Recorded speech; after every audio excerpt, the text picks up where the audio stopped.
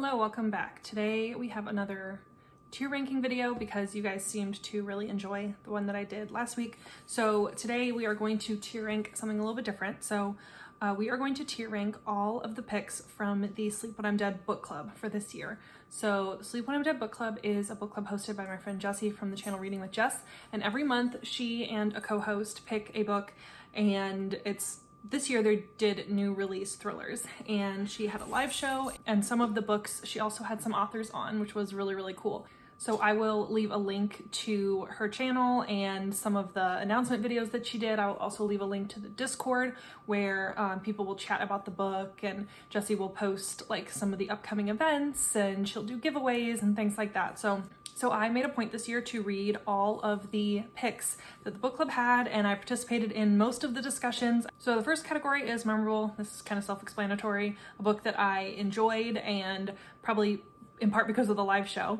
And then forgettable is a book that maybe it was fine. It wasn't a poor book in my opinion, but probably something that I won't remember after a year or so. And then I have It's a No for Me, Dog. And this is a book that I just couldn't get down with. Maybe it was the writing style, maybe it was the plot, but just for whatever reason, not a book that I would recommend to people, and a book that I rated lower. So these are not in any particular order. There are 11 books here because the month of September, there wasn't a book pick because Jessie had a readathon for the Sleep When I'm Dead birthday. But we're just gonna go through these in this kind of random order, and I'll just tell you my thoughts. Okay, so first we have A Twisted Love Story by Samantha Downing. This one is gonna go in forgettable. This one is basically just a toxic relationship between two people, and they can't seem to stay away from each other, and they tend to get into trouble when they're together. And this one, Samantha Downing was on the live show, and so that was really cool. And I think I probably enjoyed the book more as a whole because of that, because I kind of knew more about it, knew more of the backstory. I always feel like I can relate to a book better after I've heard an author talk about it. So that one's just gonna go in forgettable. Off the Deep End by Lucinda Berry is gonna go in memorable. I was the co-host for that live show. That was in January, and Lucinda Berry is just such a great author. And this one is about a woman who accidentally drives off a cliff and tries to save her son. She has her son and her son's friend in the car, and she thinks she's saving her son, but she actually saves her son's friend. And so it just everything that happens after that. And we also had Lucinda Berry on that live show too, so that was just super fun and memorable. Definitely one of the best memories that I've had so far in this booktube career of mine. So that's definitely in memorable. The Villa by Rachel Hawkins. This one I think is also going to go in forgettable. I don't remember disliking it, but I couldn't tell you much about it now. I do remember it was about two friends who are both authors, and they decided to go on kind of like a writing retreat in this Italian villa. And there's like some secrets behind the villa and things like that. I don't remember it being particularly thrilling, and I remember it just being average. Honestly, I couldn't tell you anything else about the plot other than that. At this point, I've already forgotten about it. I think that was maybe a February pick.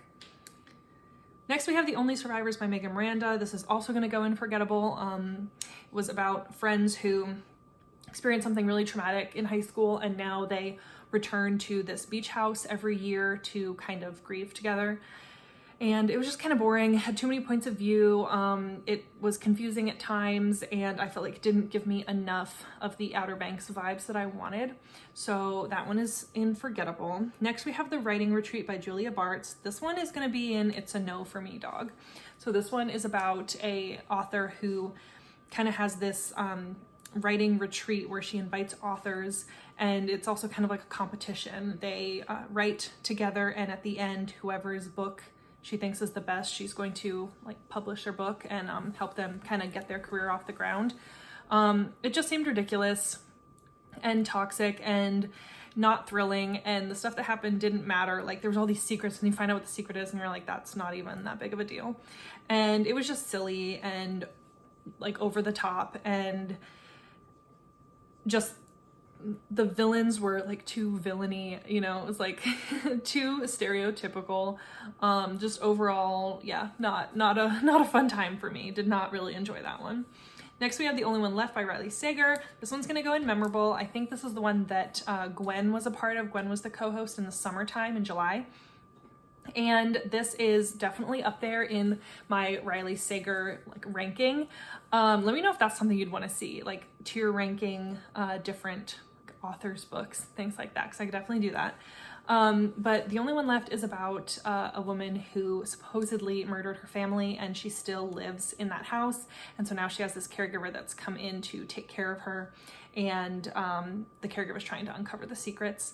And I still remember the character's name. Her name was Lenora Hope, and so that's a big deal that I actually remember that, because I don't remember characters like at all. Like, it'll be one of my favorite books and I probably couldn't tell you the characters, so the fact that I remember Lenora Hope is really weird. But overall, really enjoyed that one. Had a really fun time reading it with my friends and discussing it, and it had some good twists as well. Next, we have The Spare Room by Andrea Bartz. This one's also going in, it's a no for me, dog. Even though I actually helped Jessie interview Andy Bartz, and that is recorded on her channel as well. So even though I didn't enjoy the book, I definitely, appreciate the book for what it is. I feel like, it definitely found its audience, which is great. And I definitely enjoyed talking to the author and hearing about her process, things like that. So while it wasn't a book for me, I definitely, appreciate that it's there and can enjoy the author's experience and kind of appreciate it for what it is. But essentially, this is about a woman who, during the pandemic, moves in with an old friend and her husband into their spare room, and they get into like a throuple type of situation, and it just didn't seem like high enough stakes, and some of the same adjectives were used to describe things over and over again, and that kind of bothered me. So yeah, overall not a book for me, but definitely go check out that author interview. Next, we have Midnight is the Darkest Hour by Ashley Winstead. This one is going to go in memorable. This was the most recent one in November that had a live show, and Ashley Winstead was also on that live show. So Jessie had quite a few authors come and join her little book club this year, which I think is awesome. And so Midnight is the Darkest Hour is about a kind of New Orleans-y Louisiana town that is basically just run by the church and the pastor. And it kind of reminded me a little bit of like Footloose meets Where the Crawdads Sing, and it was dark and gritty. And so it's about this girl that's really just finding herself and kind of learning the difference between good and evil, and trying to figure out if the perceived evil that she's always thought was there is it truly there or not, or is the evil lurking in something much more normalized. And there's a little bit of a romantic element to it. It was just really good, and that discussion was really great, and hearing about Ashley Winstead's writing process and everything, just super, super cool. Next, we have Christmas Presents by Lisa Unger, and that's actually the pick for this month. So when you're seeing this video, I think we will have already had the discussion. Yeah, I think so. I think by the time you see this, the discussion will have already happened, so I will link it if so. But Lisa Unger's Christmas Presents, it was really short, so it didn't take me very long to get through. I listened to it on audio, but this was just a miss for me. It was one of those books that you read it, and I wasn't sure if it was supposed to be comedy or not. Supposed to be about the serial killer who kidnaps women, and so you have this one woman trying to figure out who it is that's kidnapping all these women. Then you have a point of view of a woman who is kidnapped by somebody dressed up as Santa Claus, and it was just I just couldn't stop laughing, and it felt like satire, and it didn't have any chapters, which bothered me, so you didn't really know when you were hearing from each woman. You just kind of had to figure it out based on context clues. And yeah, just overall, I didn't really see the point of it, and I wasn't very satisfied in the end. There wasn't a lot of character development. There wasn't a lot of plot fleshed out. Just not a favorite, but I am excited for the discussion. And then we have You Shouldn't Have Come Here by Geneva Rose. This one I'm going to put in forgettable. When I read it, it was pretty good. It wasn't a bad book, but it wasn't a great book. This is another one that it felt kind of like satire, and you kind of realize at the end why the characters are so ridiculous, but it again just felt like a lot of stereotyping, a lot of overkill, a lot of a lot of characters making really stupid decisions. And it's about a woman who goes to an Airbnb and she falls in love with the owner of the Airbnb.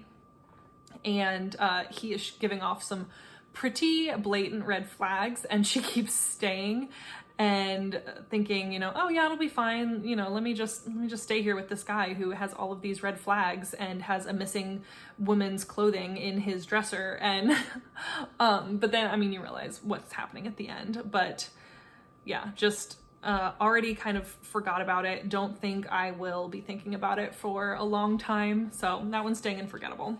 And then last we have Malice House by Megan Shepard. And yeah, that one is a no for me, dog.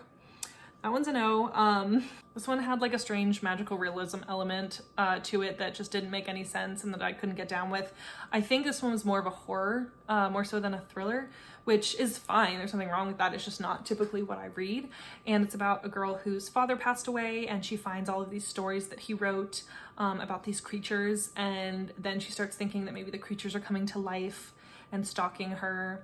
And she's trying to clean out his house. And it just, I could see what the author was trying to do, but the atmosphere just wasn't there for me. The plot wasn't there. And yeah, just overall, this is probably my least favorite from this year. Okay, so that's my ranking of all of the Sleep When I'm Dead book club picks. So even the ones that are unforgettable, I still enjoyed. So I feel like this is a great ratio because I enjoyed 7 out of 11 of them. So there was really only 4 that I would say that I didn't enjoy. Overall, I definitely have enjoyed the books that Jessie and her co-hosts have picked. And I'm gonna try in 2024 to once again read all of the books for the book club and participate in all the discussions. So let me know down in the comments if you've read any of these books and what you thought of them. And I will see you in another video very soon. Bye.